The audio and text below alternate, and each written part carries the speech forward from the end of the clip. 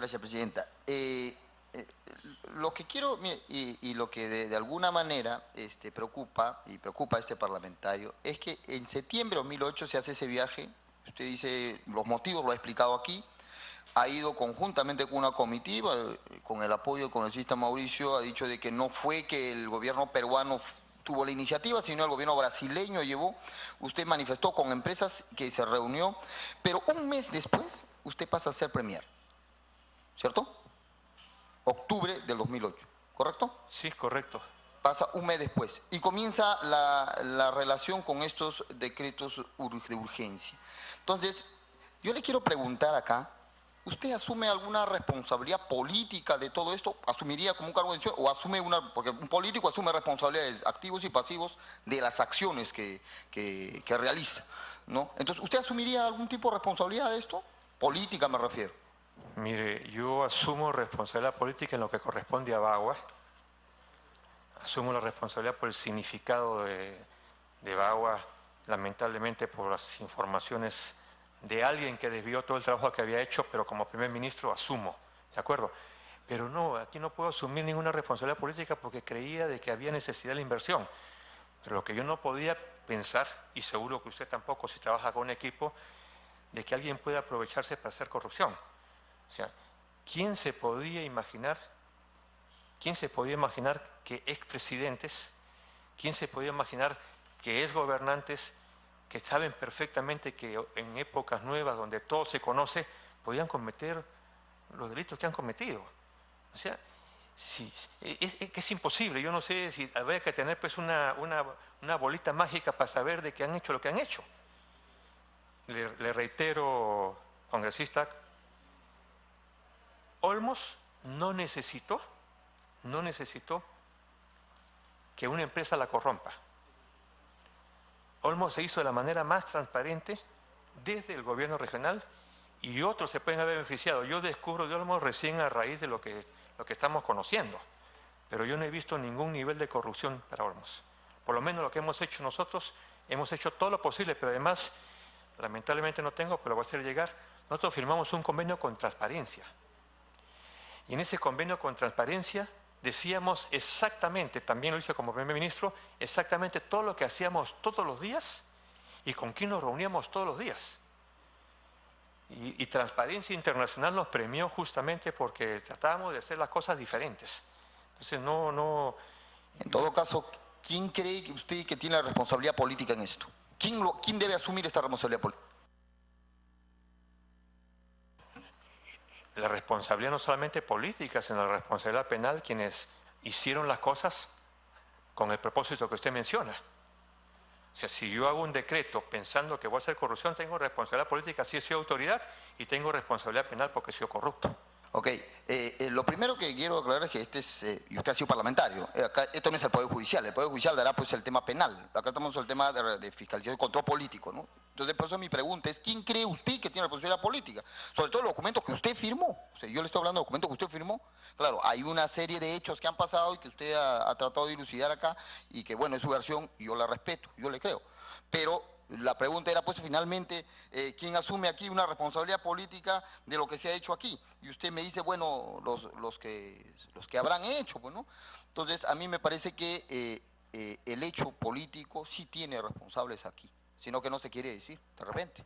Yo no puedo juzgar ni puedo mencionar nombres porque sería irresponsable, pero son ustedes los que están investigando y una vez que investiguen tendremos a los responsables. O sea, si yo señalo... me parece poco ético. Yo he sido, como le comentaba, y usted lo sabe, preso por acusaciones en función de lo que decían otros y después se equivocaron. Entonces yo no puedo cometer los mismos errores. ¿Qué responsabilidades políticas las hay? Quienes han gobernado finalmente. Si usted me pregunta quiénes han gobernado, y usted sabe mejor que yo quiénes han gobernado. Ok, en todo caso, yo termino con un comentario, porque también me considero hombre de izquierda. Y los hombres de izquierda podemos perder todas las batallas, absolutamente todas, menos la batalla de la ética y de la dignidad, jamás. Y segundo, nunca ponemos por delante los capitales antes que el ser humano. cualquier concesión que haya por los capitales por encima del ser humano, definitivamente dejamos de estar en este lado de la ribera y hemos pasado a la voluntad de los que quieren hacerse ricos y a costa de la pobreza y de la menos pobreza. Esa es una posición clara, doctrinaria, porque el que abandona eso, definitivamente ya no es de izquierda, ya está en el otro lado, ya está en los negocios, está en otro tema. Concluyo, Presidenta, muy agradecido, muchas gracias. Presidenta, permítame Señor Simón, una cosa final. Sí. Yo no creo que el presidente Putin, ni creo que el presidente Lula, ni creo que el presidente Correa, ni creo que el presidente Evo Morales se hayan pasado a ninguna orilla. Y sin embargo ellos están abiertos a la inversión. Le digo eso con mucha franqueza. El tema de la inversión es cuando no se respeta al hombre. El tema de la inversión es cuando se pone, como usted bien dice, el capital encima de la persona. Por eso es que nosotros planteamos cambio constitucional en muchos aspectos. Congresista Morales, si no es para entrar en debate personal, por favor. Bueno, yo le agradezco, sí, no es un debate personal, pero es que no estamos hablando del señor Lula ni del señor Putin, estamos hablando de la corrupción que hubo aquí y quienes favorecieron. Ese es el detalle. Bueno, yo le creo, como le dije, ¿no? Porque al final los hechos demostrarán quiénes estuvieron ahí, ¿no? Muchas gracias, Presidente. Todavía no terminamos. Sí. Encantado, a pesar que no hay quórum, encantado. Sí, no, muchas veces nos quedamos solos, pero hay que agotar los temas por los cuales usted ha sido invitado y le agradecemos además su paciencia y colaboración y la amplitud además con la que usted está describiendo aquello que recuerde. Lo que no recuerde estoy segura que nos va a alcanzar.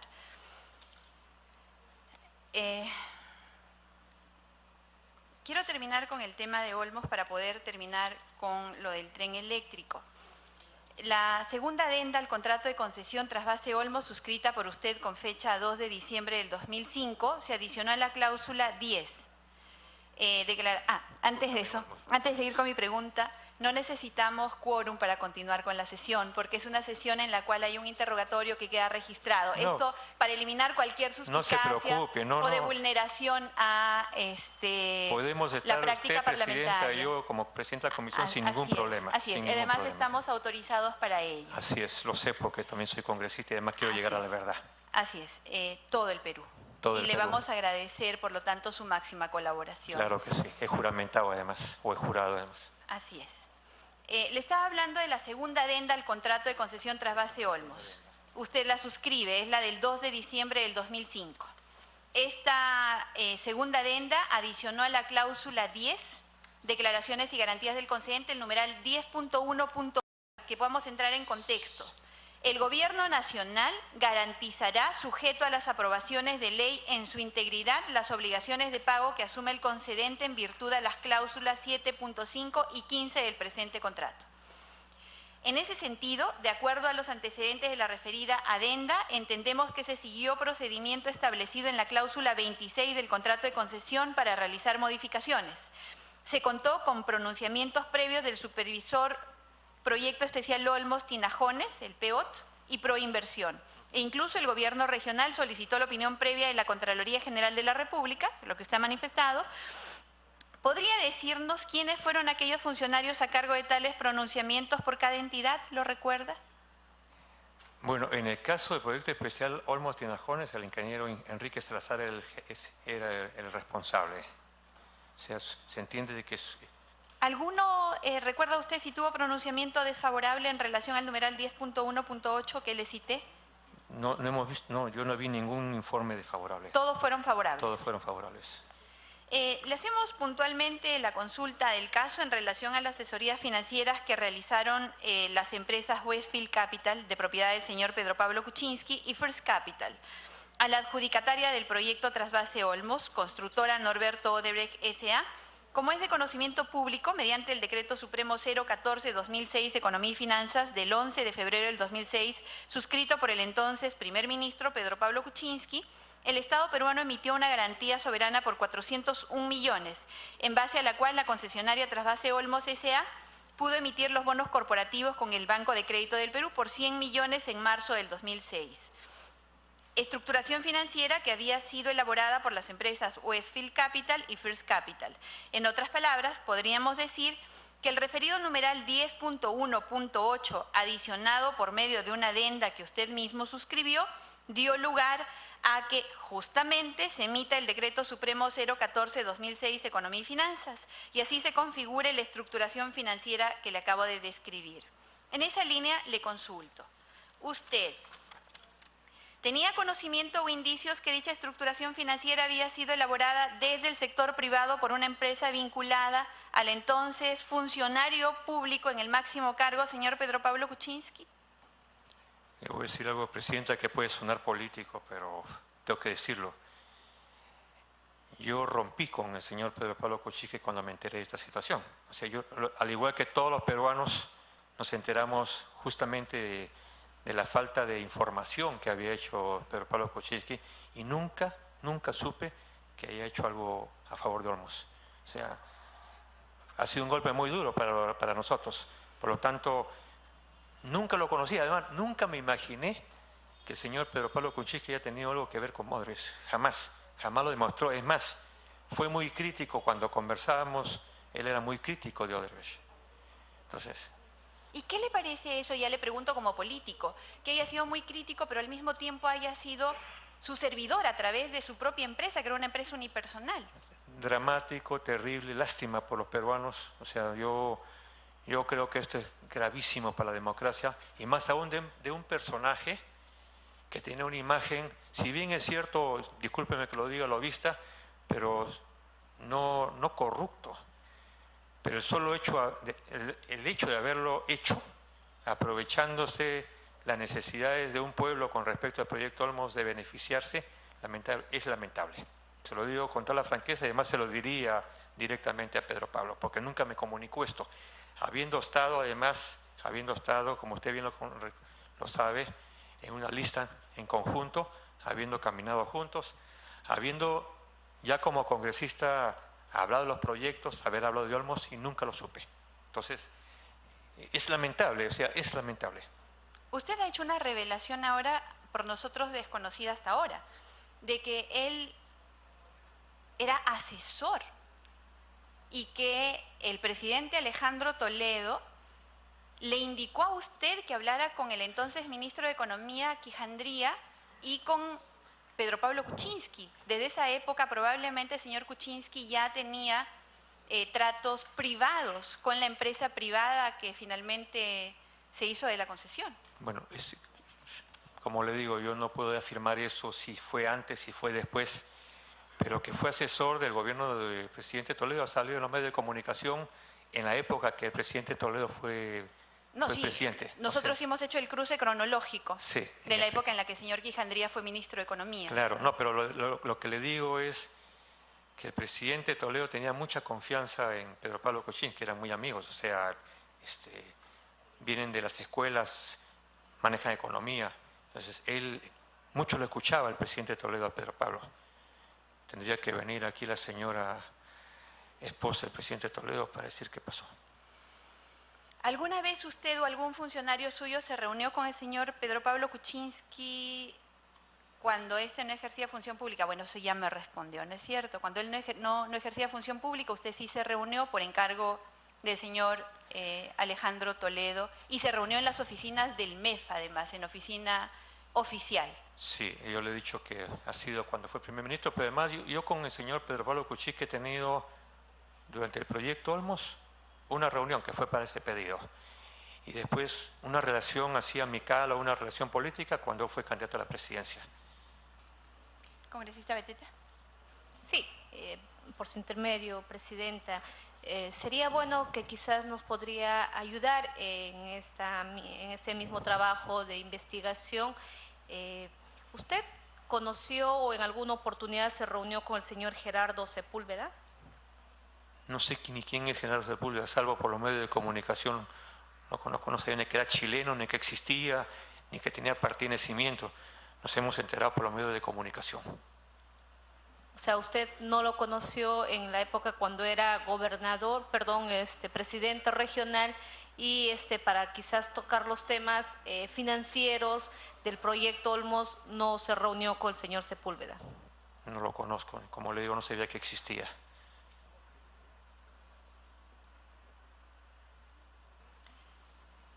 ¿Y al señor Andrés Milla Comitre? ¿A quién? Andrés Milla Comitre. No, Tampoco. Tampoco.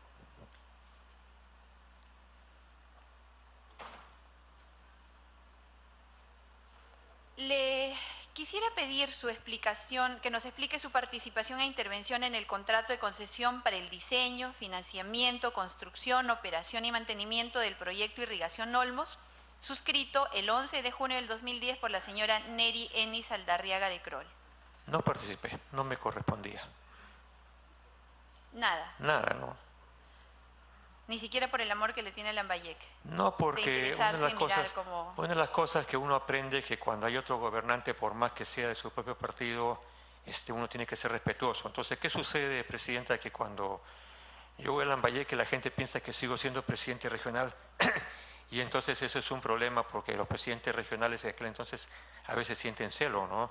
Y no me correspondía porque quien iba a tomar la decisión era Neri, que además yo considero que es una mujer honrada. Tengo la convicción de que no tiene que ver en absoluto con los sucesos de corrupción. Confiaba pero- en ella y confío en ella hasta ahora, ¿no? Sí, claro, pero yo le pregunto esto en el contexto que usted era el presidente del Partido Sí. Humanista, No, pero- había sido el presidente regional, la señora Saldarriaga, por lo tanto, como ocurre, porque yo también he ocupado cargos dirigenciales y cargos de función pública, y normalmente quienes han estado en una posición de dependencia o digamos en un nivel inmediatamente atrás del que uno ejerce, consultan, preguntan, y uno mismo, si ha estado al frente, se interesa. Claro, pero En ese sentido, va mi pregunta. yo le puedo asegurar de que siempre se ayudó al gobierno regional. El trabajo que usted está mencionando no solamente se nos avisó de que se quería paralizar y como congresista Javier Velázquez Quesquén y el que habla, pedíamos que diga que no se puede paralizar el proyecto. Pero ¿Qué acciones como congresista usted ha realizado para que el proyecto no se paralice? ninguna, porque estaba convencido de que con la gestión directa se podía hacer y además estaba convencido que el proyecto no se podía paralizar. Y es ¿Ha así. realizado alguna gestión directa entonces? No. ¿Llamar a algún ministro? No, porque ¿Llamar a...? No, al solamente presidente? recuerdo que hablamos con Javier Velázquez y coincidimos de que el proyecto no podía paralizarse. Pero no hicimos ninguna gestión porque no nos correspondía, lo vuelvo a reiterar. Y además nos pareció un absurdo, perdón, que el proyecto que tanto había costado, el proyecto que habíamos esperado tanto tiempo se podía paralizar de una manera absurda, ¿no? Porque el tema de la venta de las tierras era parte del convenio, del contrato, y la diferencia era de precios. Y además quien decidía no era Neri Saldarriaga. Los técnicos le dieron el informe a la doctora Saldarriaga y ella lo propuso al ministro de Economía. Y una vez que resolvió el ministro de Economía, en este caso la señora Mercedes Arauz, el presidente García estuvo presente allí. Hubo toda una discusión con respecto a la participación de Mercedes Arauz, que primero se Sí. opuso y luego sin ningún cambio lo aprobó. No, parece que hubo un cambio. Parece que hubo un ¿Parece? cambio. No es que parece, sino que hubo un cambio. ¿Cuál? Se incrementó el precio de las tierras. O sea, originalmente se hablaba de un precio de $400 por hectárea y ella dijo que era muy poco dinero y se incrementó a $600. Esa fue su intervención. Es lo que yo recuerdo. ¿Y nos podría explicar su participación e intervención en el contrato de compensación económica del componente hidroenergético del proyecto Olmos, que implicaría la segunda etapa del proyecto Olmos, suscrito con fecha 15 de octubre del 2010 ya por el señor Luis Becerra, miembro de su partido y quien reemplazó a la señora Saldarriaga? Sobre todo le pregunto esto porque faltan 3 meses para que culmine su periodo y el contrato de concesión definitiva recién se suscribe el 2013. Quisiéramos saber si usted participó, si tuvo opinión, probablemente me va a decir lo mismo que en la pregunta anterior, pero llama un poquito la atención la oportunidad en la que se firma y la oportunidad en la que se concreta. Presidenta, yo rindo cuenta por mis actos, no rindo cuenta por actos de terceros, pero le puedo decir de que el proyecto hidroenergético, la parte energética, se estuvo trabajando durante buen tiempo con una empresa, si no me equivoco, alemana o italiana, no lo recuerdo bien, y quien firmó fue el presidente Becerra de aquel entonces, y creo que no se equivocó. Creo que había necesidad de firmar ese contrato para tener la tercera parte del proyecto. Ha dicho usted ante esta comisión que en la reunión, vamos al tren eléctrico, en la reunión del 19 de febrero del 2009 no asistió. No asistió. No asistió. Así es. Pero ese día se aprobó la concesión con recursos privados. Así es. El 28 de febrero del 2009 sí asiste. Yo no asisto, ya no se discute eso. Ese día se aprueba la obra pública con recursos públicos. Por eso le digo, yo firmo el decreto del... Permítame otra vez volver a los documentos porque no quiero equivocarme.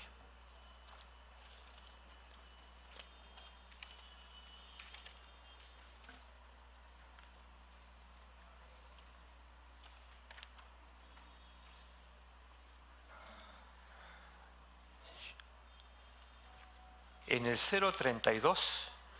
Sí, el 032. En el 032 yo no participo de la reunión. Usted lo firma.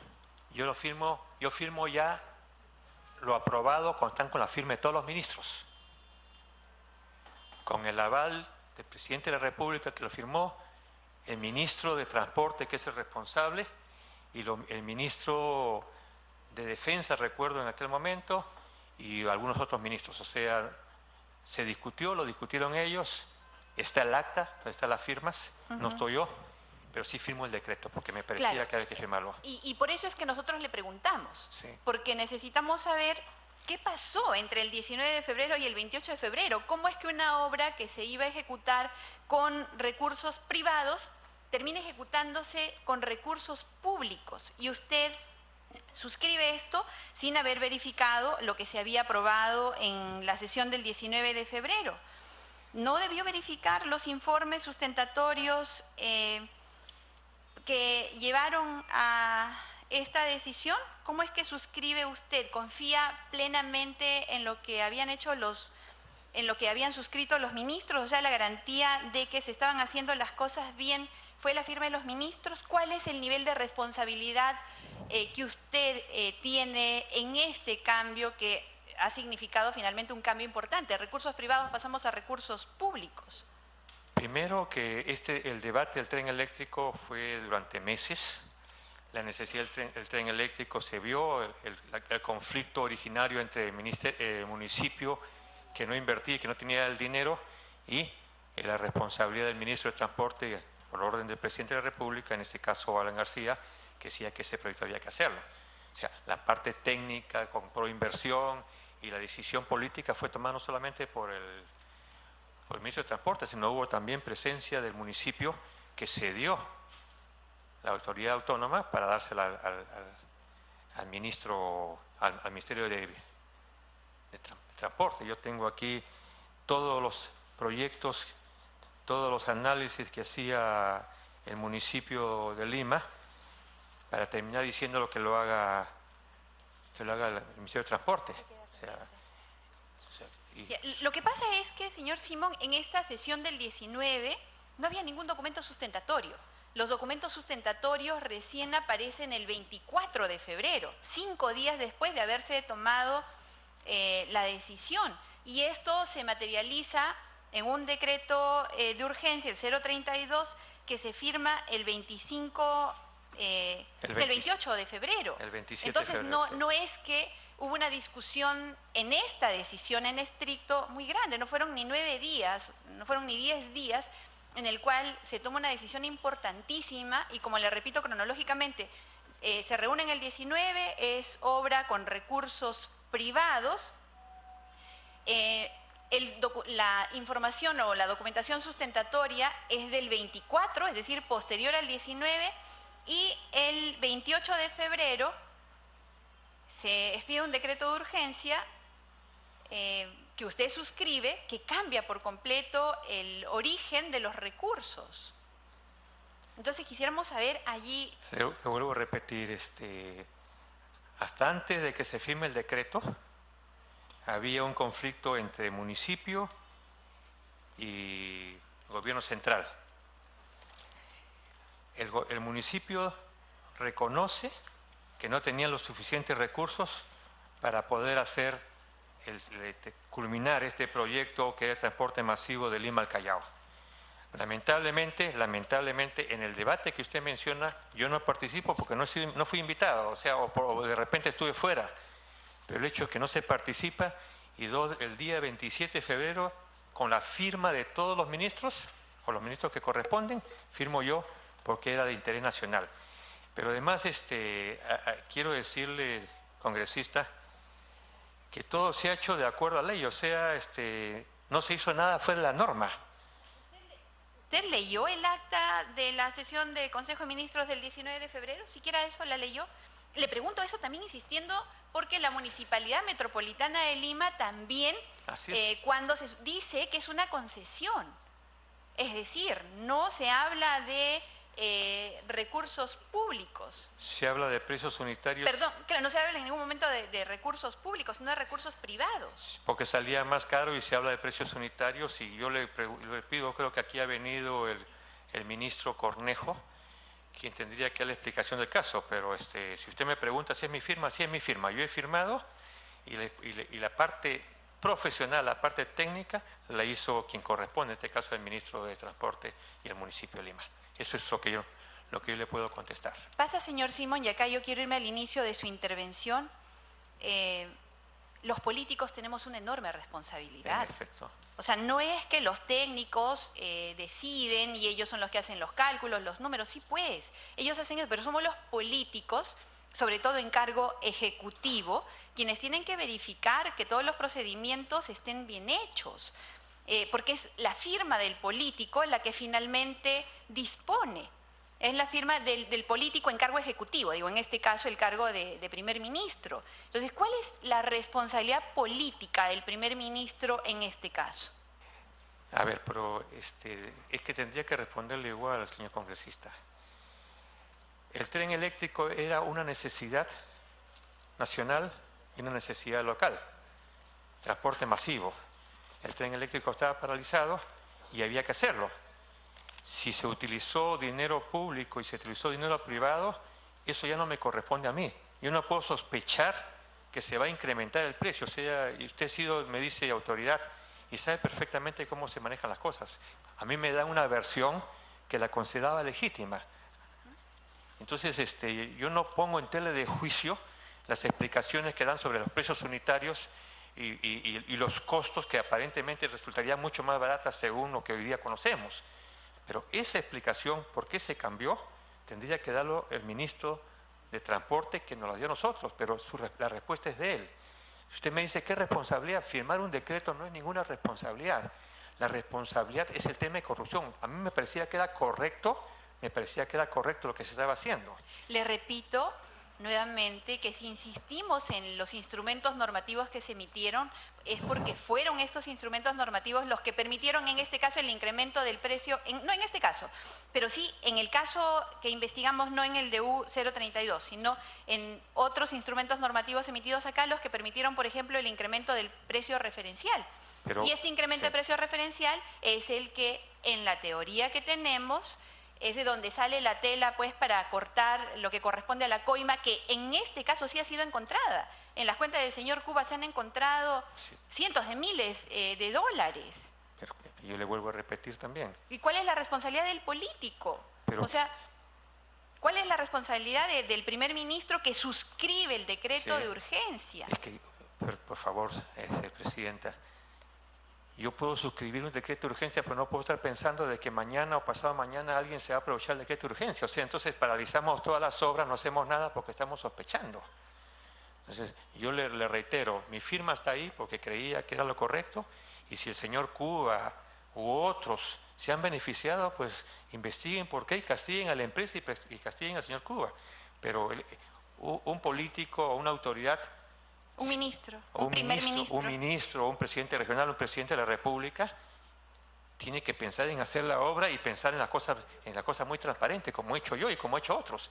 Pero yo no puedo sospechar de que si hago un decreto, mañana un funcionario o otro ministro, que no me consta, puede aprovecharse de ese decreto. O sea, esto es terrible. O sea, si vamos a tener la política de sospecha de que todo lo que hacemos nosotros, todos los decretos que hacemos, todas las leyes que hacemos, van a tener trampa, simplemente estamos atados de manos. Es que no se trata aquí de que todo se paralice porque todo está bajo sospecha.